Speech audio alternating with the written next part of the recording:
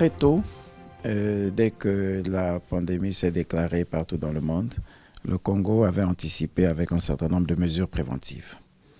Il avait, sous l'autorité du président Denis Sassou Nguesso, à partir de cet état d'urgence sanitaire, nous avons institué un couvre-feu et imposé des mesures de restriction de liberté.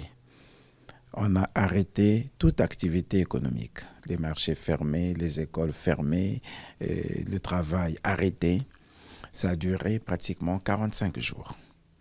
Ça nous a permis déjà de contenir la menace.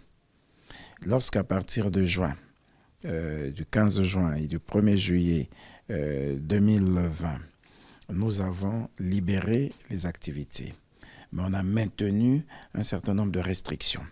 Par exemple, le marché n'était pas ouvert tous les jours. Dans les transports en commun, il ne fallait pas avoir beaucoup de passagers.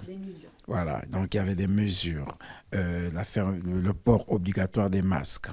Il est même arrivé un moment où nous avons, au travers d'une opération coup de poing, arrêté un certain nombre de choses. Par exemple, on ne pouvait plus célébrer les mariages.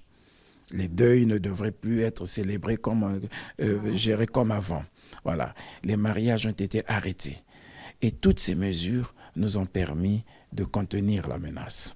Et on a développé la politique de vaccination. On a amélioré les conditions de prise en charge. Ça fait qu'au fur et à mesure, on se retrouvait d'ailleurs, le gouvernement se retrouvait tous les 20 jours pour évaluer les mesures qui ont été prises, évaluer le développement de la maladie, de la pandémie, et renforcer les mesures. Et on a fait comme ça pendant pratiquement 2 ans, où tous les 20 jours, il fallait faire ces évaluations au fur et à mesure. Maintenant, on se rend compte que la situation est maîtrisée. On peut désormais envisager de vivre avec la maladie.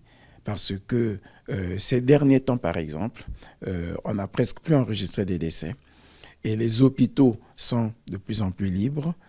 Alors qu'il arrivait des moments où c'était très saturé, où on ne pouvait pas passer 2 jours, 3 jours sans qu'il y ait un décès. Voilà. Aujourd'hui, oui, tout le mois de janvier, par exemple, on a enregistré 4 décès. Ce n'est pas comme c'était par le passé. Les lits d'hôpitaux sont un peu libérés.